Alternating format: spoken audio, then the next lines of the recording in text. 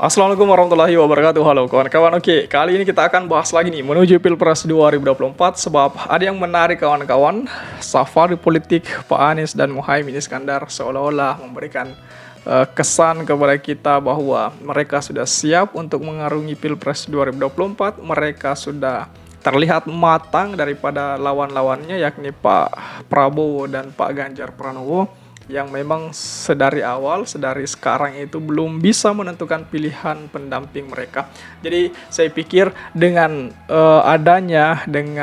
bersafarinya Pak Anies dan Pak Caimin itu, saya pikir inilah yang kemudian memberikan kesan kepada kita semua bahwasanya mereka lebih unggul di wilayah ini. Sehingga kemudian yang awalnya elektabilitas Pak Anies selalu terendah, sekarang sedikit demi sedikit sudah meranjak naik. Ini yang kemudian kita akan lihat kelanjutan ke depannya. Mampukah kemudian Pak Anies mendongkrak elektabilitasnya bersama dengan Caimin atau seperti apa? Maka dari itu perlu kita lihat di awal ini bahwasanya Pak Anies dan Caimin safari politik ke Banyuwangi dan disambut emak-emak manis. Jadi ya awalnya emak-emak itu dulu 2019 di pemilihannya itu memilih Pak Prabowo dan sekarang sudah beralih untuk memilih Pak Anies. Nah, kemudian silaturahmi ke Pondok Pesantren Nurul Islam Jember. Pak Anies dan Caimin didoakan untuk memimpin Republik Indonesia. Itu, dan yang mendoakan itu pasti para ulama, para kiai dan nyai di Pondok Pesantren kawan-kawan.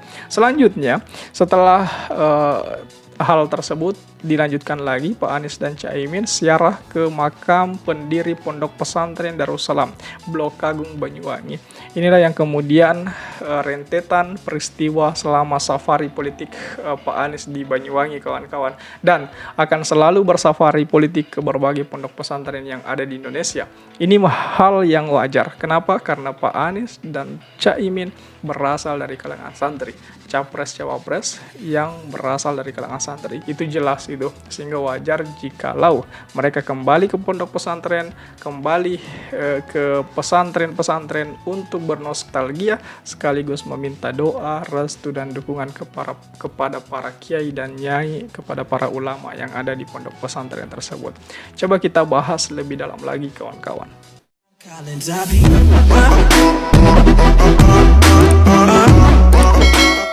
Baca pres Anies Baswedan dan Muhaimin Iskandar kawan-kawan, cawapresnya itu tiba di Banyuwangi, Jawa Timur. Keduanya bakal menyelenggarakan kunjungan kerja di sejumlah wilayah Jawa Timur hingga esok hari. Pantauan detik.com kemarin, keduanya berangkat dari Bandara Soekarno-Hatta sejak pukul 6.15 waktu Indonesia Barat kemarin dan tiba di Bandara Internasional Banyuwangi pada pukul 8.20. Keduanya tampak memakai kalungan bunga penyambutan begitu keluar dari bandara. Kedatangan Pak Anies dan Caimin disambut oleh simpatisan, relawan hingga kader PKB di sekitar bandara. Mayoritas dari mereka adalah emak-emak berbaju serba hijau dan berbaju serba hitam dan pink. Para emak-emak menyambut keduanya dengan melantunkan sholawat serta bernyanyi yel-yel. Bahkan kelompok emak-emak berbaju serba hitam dan pink ini menamakan kelompoknya sebagai Manis, yang kepanjangannya adalah emak-emak Anies Caimin itu.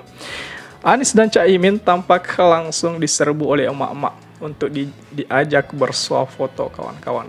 Kunjungan keduanya tampak didampingi oleh elit PKB, salah satunya Wakil Ketua Umum PKB Jazilul Fawait. Selain ke Banyuwangi kawan-kawan, baca pres dan bacawa pres Koalisi Perubahan itu bakal mengunjungi daerah lainnya di Jawa Timur, antara lain di Jember, Pasuruan, Gresik, dan Jombang kawan-kawan. Ini menarik sekali. Kemudian kawan-kawan, silaturahmi ke Pondok Pesantren Nurul Islam Jember, Pak Anies dan Caimin didoakan untuk memimpin Republik Indonesia. Baca pres Pak Anies Baswedan dan Pak Muhaimin Iskandar atau Caimin melanjutkan safari politiknya di Jawa Timur itu dengan menyambangi Pondok Pesantren Nurul Islam Jember, Jawa Timur kawan-kawan.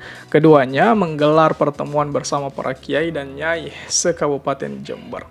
Pantauan detik.com di lokasi pada Kamis itu, Kamis kemarin itu, kedatangan Pak Anies dan Caimin disambut meriah oleh santriawan dan santriwati Pondok Pesantren Nurul Islam.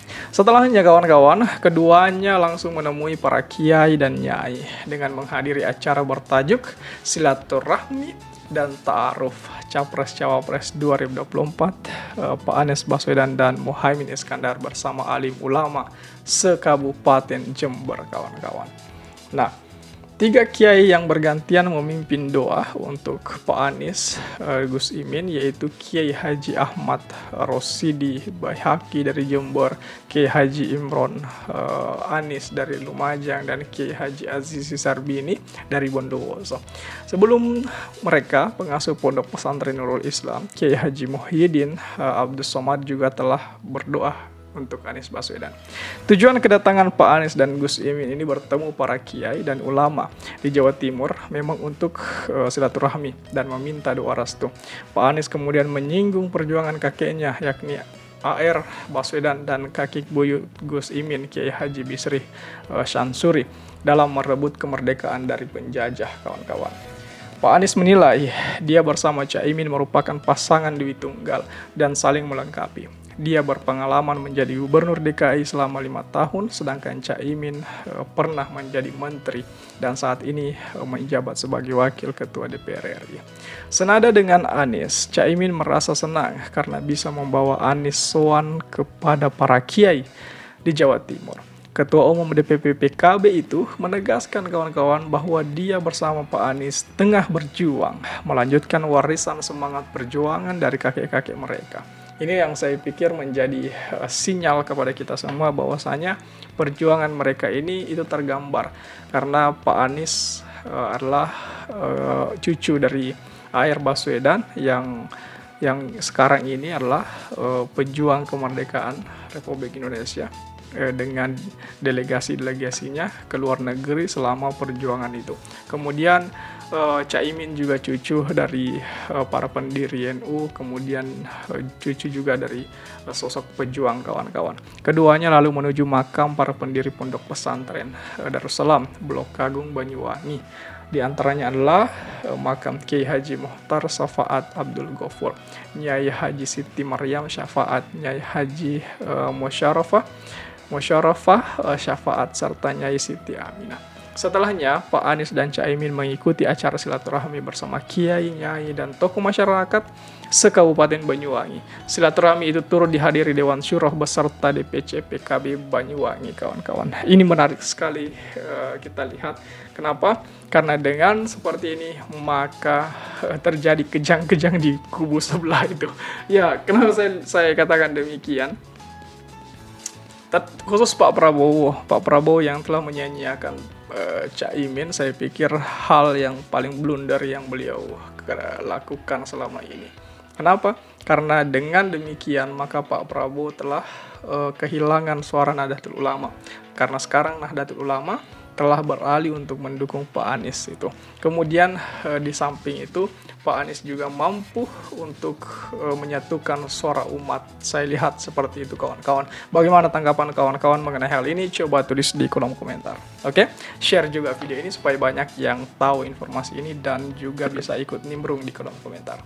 Oke, kawan-kawan, jadi saya pikir itu saja dulu. Terima kasih telah tiba di sini. Jangan lupa subscribe agar tidak ketinggalan pada video selanjutnya. Sekali lagi terima kasih dan wassalamualaikum warahmatullahi wabarakatuh.